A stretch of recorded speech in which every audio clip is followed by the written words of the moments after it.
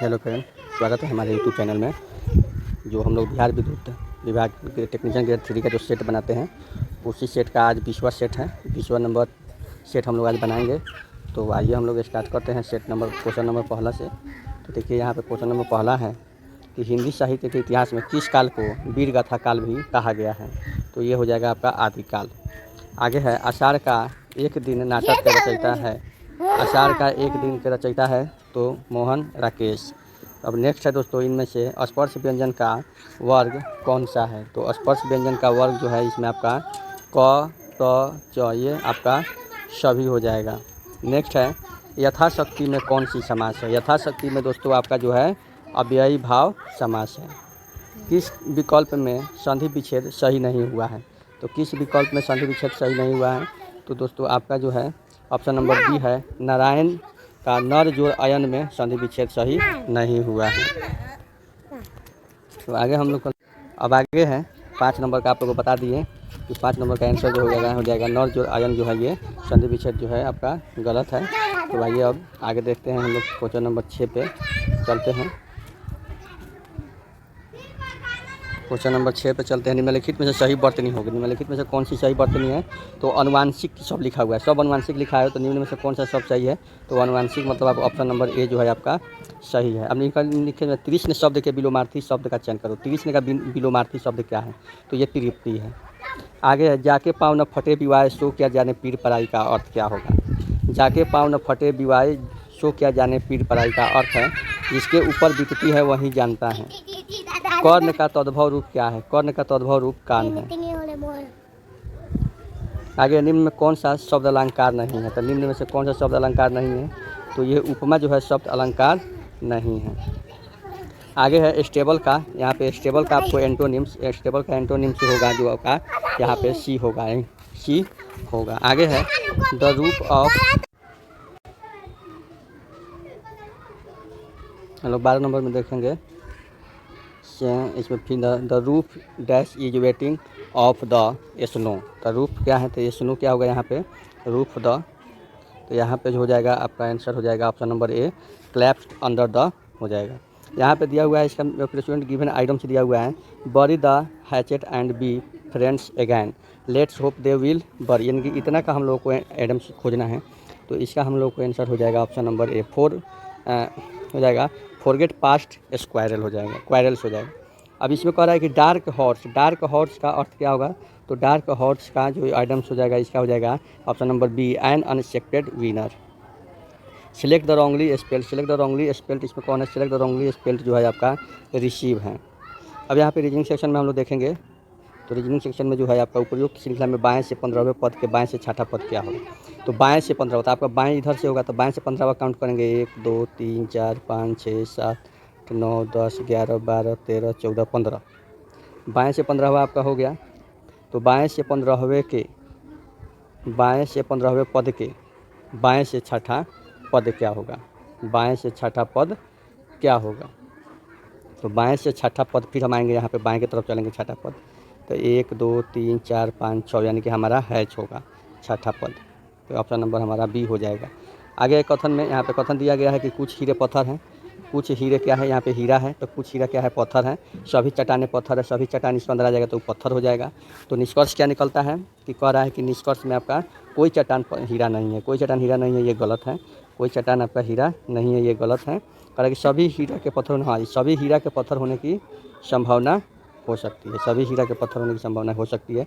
ये आपका option number 2 जो है एकदम सही है। आगे है आपका यहाँ पे क्वेश्चन नंबर 18 में कह रहा है कि 5:30 और 6 के बीच कितने बजे की घड़ी दोनों सुइयाँ 90 डिग्री का कोण बनाएगी। तो 90 डिग्री का कोण बनाएगी तो कितने बजे बनाएगी 90 डिग्री का कोण। तो ये हो जाएगा आपका दोस्तों 90 डिग्री का कोण कितने बजे बनाएगी। तो ये क्वेश्चन नंबर, तो इसका भी हो जाएगा ऑप्शन नंबर बी हो जाएगा। अब इस श्रृंखला में कितने त्रिभुज है श्रृंखला में।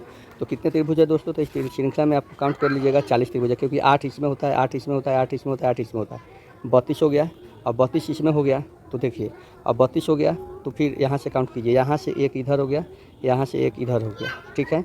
तो यहाँ से एक इधर हो गया 33 34 हो गया, 34 हो गया। फिर देखिए 34 एक यहाँ से यहाँ 35, एक यहाँ से यहाँ 36 हो गया, ठीक है 36 हो गया। तो फिर देखिए 36, एक यहाँ से यहाँ हो जाएगा 37, एक यहाँ से यहाँ हो जाएगा 38 हो गया, और फिर एक इधर से हो जाएगा 39 और एक इधर से हो जाएगा 40। तो इसका आंसर हो जाएगा आपका दोस्तों कितना हो जाएगा 40, इसका आंसर हो जाएगा।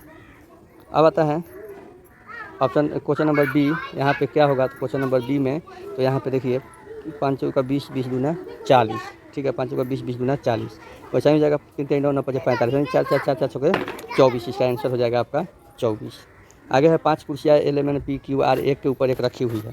तो देखिए रखी हुई है तो कैसे रखी हुई है, तब पी आर के ठीक नीचे है, यहाँ आर है तो यहाँ पी है, पी आर के ठीक नीचे है, ठीक है। आर के ऊपर कोई कुर्सी नहीं है, ठीक है कोई कुर्सी नहीं।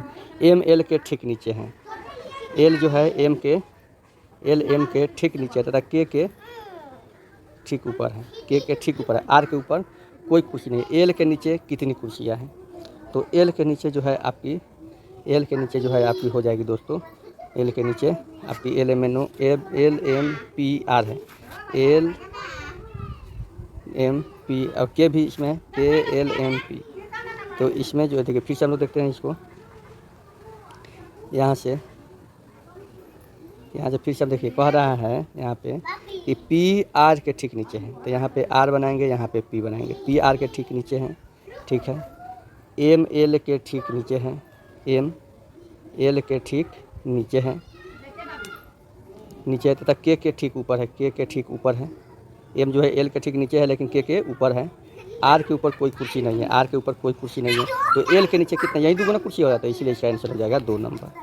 आगे यहाँ पे चिन्ह रखना है, तो देखिए हैज का चिन्ह क्या रखा हुआ है, हैज का चिन्ह डिवाइड रखा हुआ है, हैज का चिन्ह डिवाइड। डॉलर का चिन्ह क्या है, डॉलर का चिन्ह गुना है, और ये आपका इसका प्लस है, और इसका एडिरेट का क्या है माइनस है। तो यहाँ इसको डिवाइड करेंगे तो 12 चौके 48 हो जाएगा, आपका बचेगा 7 तो 12 छक मतलब 46 हो जाएगा। 46 दूना इसको यहाँ गुना करेंगे 2, प्लस में करेंगे 15, माइनस करेंगे 27, फिर यहाँ पे हो जाएगा आपका 46 92 प्लस हो जाएगा 15 107 में से 27 घटाएंगे तो 0 यानी कि आपका आंसर हो जाएगा 80।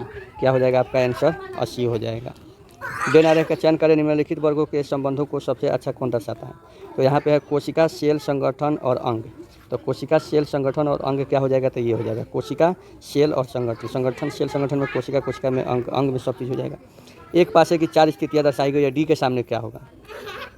तो डी के सामने तो देखिए हम डी लिखेंगे, डी के सामने क्या है सी और बी है, डी के सामने ई भी है, ठीक है। तो डी के सामने सी ई बी हो गया, सी बी ई हो गया डी के सामने।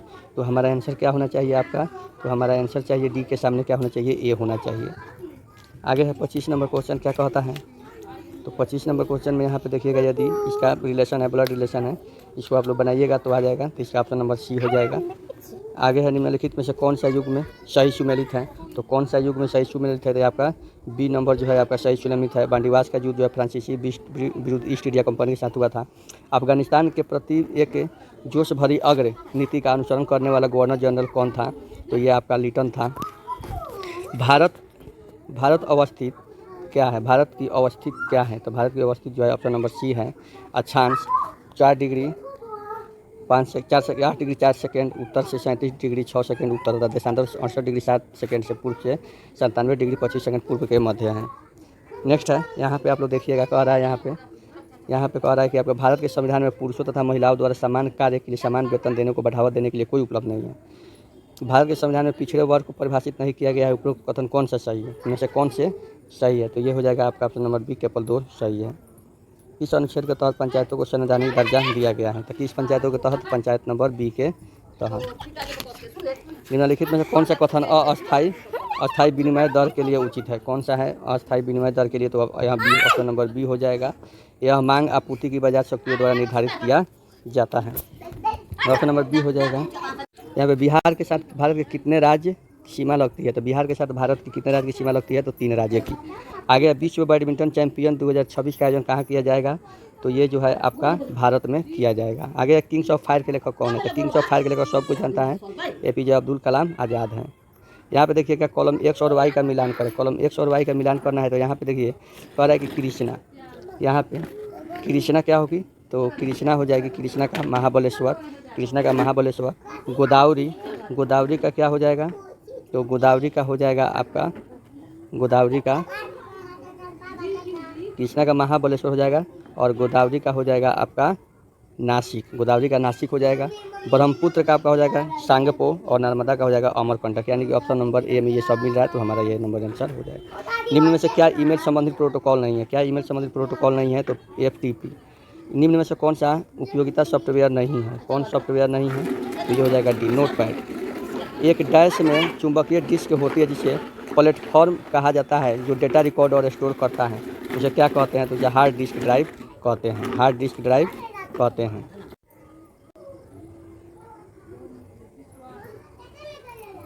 कहते हैं कि एक डीसी ड्राइव में एक डैश में चुंबकीय डिस्क होती है जिसे प्लेट्स कहा जाता है, जो डेटा रिकॉर्ड को स्टोर करता है, तो उसे हम लोग क्या कहते हैं? तो उसे जो है हम लोग हार्ड डिस्क ड्राइव कहते हैं, हार्ड डिस्क ड्राइव कहते हैं। माइक्रोसॉफ्ट वर्ड में मौजूदा दस्तावेज खोलने के लिए कौन सी कीबोर्ड का शॉर्टकट कीबोर्ड का प्रयोग करते हैं? तो कौन सी का करते हैं? तो Ctrl+O का करते हैं। ईमेल पता में abcd@email.com अवैध है, क्योंकि ईमेल पते में निम्न में से क्या होना चाहिए? तो एक और केवल एक चिन्ह होना चाहिए, एक वर्ण होना चाहिए। मॉनिटर, क्या कंप्यूटर मॉनिटर को VDU भी कहा जाता है? VDU का क्या मतलब होता है? तो VDU का मतलब होता है आपका visual display unit. Microsoft Excel में जब कोई नई वर्कशीट खोली जाती है तो निम्नलिखित में से कौन सी सेल डिफ़ॉल्ट के रूप में सक्रिय होती है दोस्तों? तो कौन सी सक्रिय होती है? तो A1 सक्रिय होती है।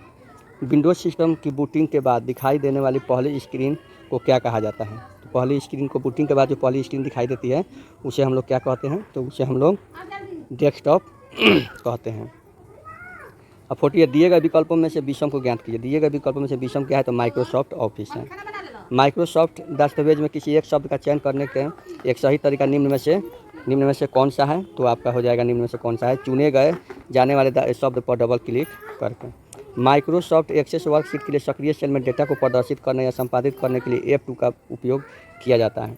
कैसे किया जाता है? तो ये ऑप्शन नंबर ए से किया जाता है, फार्मूला बार से।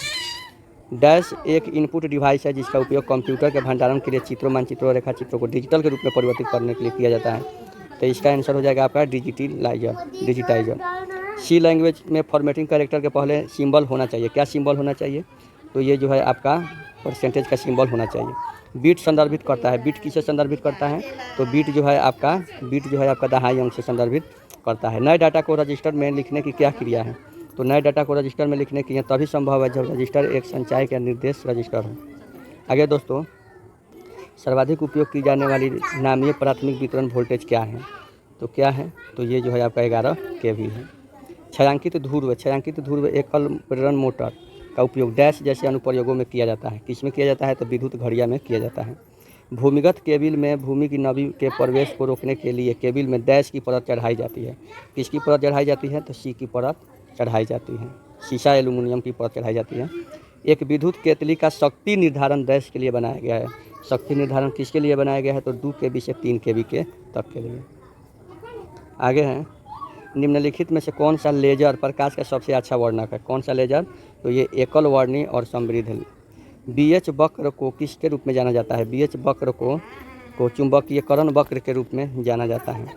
DC संचरण आपूर्ति में कोरोना हानि क्या होती है? तो DC संचरण में कोरोना हानि जो होती है AC से कम होती है। अब है 58 नंबर क्वेश्चन है आपका। यहाँ पे यदि L चालक की लंबाई W चालक प्रति इकाई लंबाई भार से T तनाव है और समान स्तर पर विषमर्थ करता है तो शिथिलता S क्या होगी? तो शिथिलता S का फॉर्मूला होता है, शिथिलता S क्या होगी? तो शिथिलता S का फॉर्मूला होता है S बराबर WL²/8T होता है। निम्नलिखित में से कौन सा AC प्रणाली और DC वितरण प्रणाली के बारे में सही है? तो कौन सा है? तो देखिए यहाँ पे DC प्रणाली में वोल्टेज पात केवल प्रतिरोध के कारण होता है।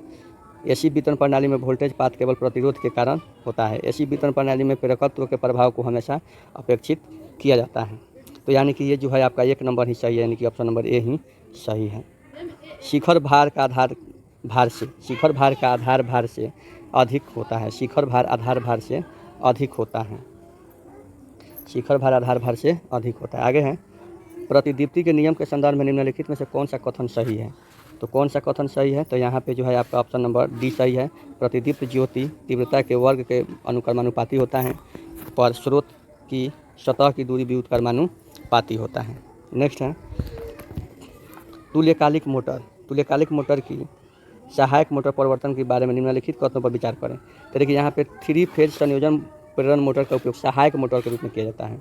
2 ध्रुव वाली प्रेरण मोटर तुल्यकालिक मोटर ध्रुवों से कम एक सहायक मोटर के रूप में की जाती है। सहायक मोटर तुल्यकालिक मोटर की गति को उसकी तुल्यकालिक के लगभग के बराबर होती है। तो इसका क्या हो जाएगा ऑप्शन? तो इसका ऑप्शन हो जाएगा दोस्तों आपका यहाँ भी एक क्वेश्चन है कि भारतीय तुल्यकालिक मोटर के लिए सहायक मोटर परिवर्तन उपयोग में किया जाता है। तो इसका हो जाएगा आपका ए, बी और सी जो है आपका सत्य है। एक प्रत्यवर्ती वोल्टेज 200 sin 100 t के आयाम पर है तो आवृत्ति ज्ञात कीजिए। तो इसका आवृत्ति हो जाएगा ये 1 नंबर। यदि 2 समानांतर धारावाहिक चालकों के बीच की दूरी 3 गुना कर दिया जाए तो उनके बीच बल का परिणाम क्या हो जाएगा? तो उनके बीच बल का परिणाम जो है 1/3 गुना हो जाएगा। अब एकल फेज प्रेरण मोटर में सहायक और चालू कुंडली को डैश विद्युतीय रूप में अलग किया जाता है। किस विद्युतीय रूप में अलग किया जाता है? तो 90 डिग्री के रूप में। आगे है एक शुद्ध प्रेरणिक परिपथ में यदि आपूर्ति की आवृत्ति पिछले मान के 1/10वें हिस्से तक कम हो जाती है तो धारा का मान क्या होगा? तो धारा का मान 10 गुना बढ़ जाएगा। अब आता है ए और बी के बीच तुल्य धारिता ज्ञात करें। तो ए और बी के बीच तुल्य धारिता जो है आपकी क्या है? तो ए और बी के बीच जो है तुल्य धारिता जो है आपकी 90/7 EF है। चुंबकीय सामग्री के सापेक्ष पारगम्यता क्या है? तो क्या है? तो ये ऑप्शन नंबर बी है, 1 से थोड़ा अधिक। अति उजेतित तुल्यकालिक मोटर का उपयोग किस में किया जाता है? तो किस में किया जाता है? प्रतिघाती शक्ति उत्पन्न करने में किया जाता है। परिनालिका निम्नलिखित में से कौन सा कथन सही है? कुंडली के रूप में कोई बर्तनों वाले कुंडली तार को परिनालिका के रूप में जाना जाता है। ठीक है, आगे है चुंबकीय अभिवाह घनत्व वाले बर्तनों की संख्या परिनालिका की और निक्षेपण के परमभाग्यता के समानुपाती होता है। अगला है परिनालिका के बाहर चुंबकीय क्षेत्र इसका 0 होता है। तो क्या होता है? इसका आंसर ऑप्शन नंबर डी 1, 2, 3 दोनों सही है। लेंज के नियम के अनुसार निम्नलिखित में कौन सा क्रम कारण और प्रभाव के मानदंड है? तो कौन है? तो ये जो होता है ऑप्शन नंबर बी है। 72 में ट्रांसफार्मर में निम्नलिखित में से किस परीक्षण की शक्ति उच्च होती है? तो किसकी शक्ति उच्च होती है? तो केवल सी की। ईएमएफ तभी प्रेरित होता है जब साथ जुड़ने वाला अभिवाह जाता है या अभिवाह चालक जुड़ चुंबकीय विद्युत में चला जाता है, यही होता है। आगे है एमएमएफ को डैश के गुणनफल के रूप में परिभाषित किया जाता है। किसके गुणनफल के रूप में? तो अभिवाह और प्रतिष्ठम्भ के। यहाँ पे आपको क्या हो जाएगा इसका? तो इसका 75 नंबर का देखिए, 75 नंबर का आपका सी हो जाएगा।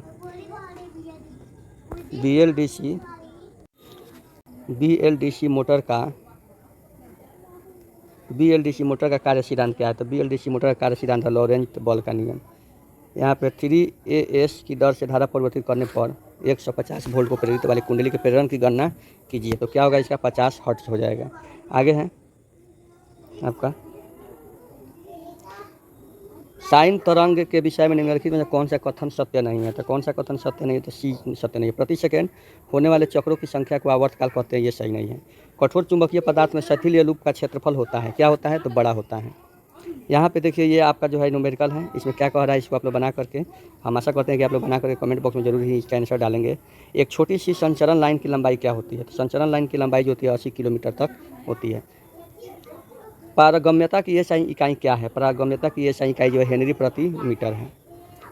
200 वोल्ट लैंप का कुल अधिभार 1000 ल्यूमेन है, तो इतना की धारिता लेता है, तो इसकी दीप्त दक्षता क्या होगी? तो इसकी दीप्त दक्षता जो होती है 10 ल्यूमेन पर वाट है। 3 कला स्टार संयोजन परिपथ में सक्रिय शक्ति के लिए समीकरण कौन सा होता है? तो ये P = √3 होता है। तो ये ऐसे होता है। एकल पिंजरा रूपी प्रेरण मोटर स्लिप रिंग प्रेरण मोटर की तुलना में डैश रख रखाव की आवश्यकता होती है। किसकी रख रखाव की आवश्यकता होती है? तो ये काफ़ी कम होती है। एक परिणामित्र की पूर्ण दिवस दक्षता डैश के अनुपात के रूप में परिभाषित किया जाता है। तो ये 24 घंटे में kWh आउटपुट और 24 घंटे में kWh इनपुट के आधार पर। यहाँ पर कह रहा है मुख्य ध्रुव प्रकार का निर्माण कम गति वाले मूल गति उत्पादक चलाने के लिए उपयुक्त है। तो उपरोक्त कथन के निम्नलिखित में से कौन सा सबसे अच्छा स्पष्टीकरण है? कौन सबसे अच्छा स्पष्टीकरण है? तो यहाँ पे हम लोग देखेंगे क्वेश्चन नंबर 87 का। तो 87 का आपको कह रहा है कि ऐसी मशीनों की तुलनात्मक रूप से बड़ा रोटर का व्यास बड़ा होना चाहिए।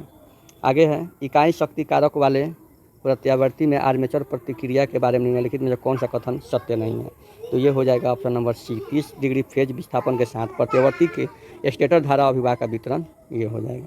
बेलनाकार प्रकार के तुल्यकालिक जनरेटर के बारे में क्या कथनों पर विचार कीजिए? उपयुक्त विकल्प का चयन भी कीजिए। तो यहाँ पे हो जाएगा ऑप्शन नंबर डी। इसमें ध्रुवों की संख्या अपेक्षाकृत कम होती है, इसीलिए भाप टरबाइनों के लिए उपयुक्त भी होती है। यहाँ पे है 90 UF आधारित जो है 230 वोल्ट 50 हर्ट्ज एकल फेज की आपूर्ति करता है। RMS मान इसका की गणना कीजिए। तो इसका RMS मान जो है आपका 6 पॉइंट ए हो जाएगा। सूक्ष्म जल विद्युत संयंत्र में शीर्ष क्या होता है? सूक्ष्म जल विद्युत संयंत्र में शीर्ष जो है यहाँ दूर ऊर्ध्वाधर की दूरी जिसमें पानी घटता है। 8 ओम प्रतिरोध की धारा ज्ञात करें। 8 ओम प्रतिरोध की धारा जो है 8/7 है। 8/7 है। आगे हैं फ्रांसिस टरबाइन का उपयोग डैश के लिए किया जाता है। किसके लिए किया जाता है? तो निम्न से मध्यम शीर्षों के लिए किया जाता है। निम्न में से कौन सा स्वपरिणामित्र में मौजूद नहीं होता है? कौन स्वपरिणामित्र में मौजूद नहीं होता है? तो ये प्राथमिक और द्वितीयक के बीच चालकीय पृथक्करण। गतिशील रूप से प्रेरित EMF में अस्थायी भाग और पूर्ण भाग डैश होते हैं। क्या होते हैं? तो ये बी होते हैं। यहाँ पे कह रहा है कि 3 फेज के आपूर्ति फेज अनुक्रम के बारे में निम्नलिखित में कौन सा कथन सही है? तो ये सी नंबर सही है। यह वह क्रम है जिससे प्रत्येक फेज में वोल्टेज अपने शीर्ष मान को प्राप्त करते हैं। एक प्रतिदीप्ति लैंप में प्रतिदीप्ति की घटना मुख्य रूप से किसकी उपस्थिति के कारण होती है? किसकी उपस्थिति के कारण होती है? तो डी के कारण होती है, फास्फोरस के कारण होती है। आगे है एक 5 kVA 200 वाट की लौ हानि 350 की पूर्ण भार पर ताम्र हानि होती है। तो परिणामित्र में अधिकतम दक्षता तब होगी जब कुल हानि कितनी होगी? तो कुल हानि जो है 400 वाट होगी। 100 मैक्सवेल बराबर कितना चुंबकीय होगा? 100 मैक्सवेल बराबर जो होगा 100 चुंबकीय भी होगा। प्रदीपन की गणना निम्नलिखित में से कौन सी विधि रफ गणना और जांच उद्देश्य के लिए उपयोग में की जाती है? दोस्तों तो ये लास्ट क्वेश्चन है। इसका आंसर जो हो जाएगा आपका वाट प्रति वर्ग मीटर विधि हो जाएगा। तो आज का ये सेशन समाप्त होता है इसी के साथ, और फिर मिलते हैं अगले सेशन में। तब तक के लिए बाय बाय। और आप लोग जो है हमारे चैनल को सब्सक्राइब नहीं किए तो सब्सक्राइब कर दीजिएगा, शेयर नहीं किए तो शेयर कर दीजिएगा, और ये जो है अपने दोस्तों तक पहुँचा दीजिएगा ताकि उनको भी इससे एग्ज़ाम के बारे में पता चले और इस सेट के बारे में उनको भी अनुभव हो।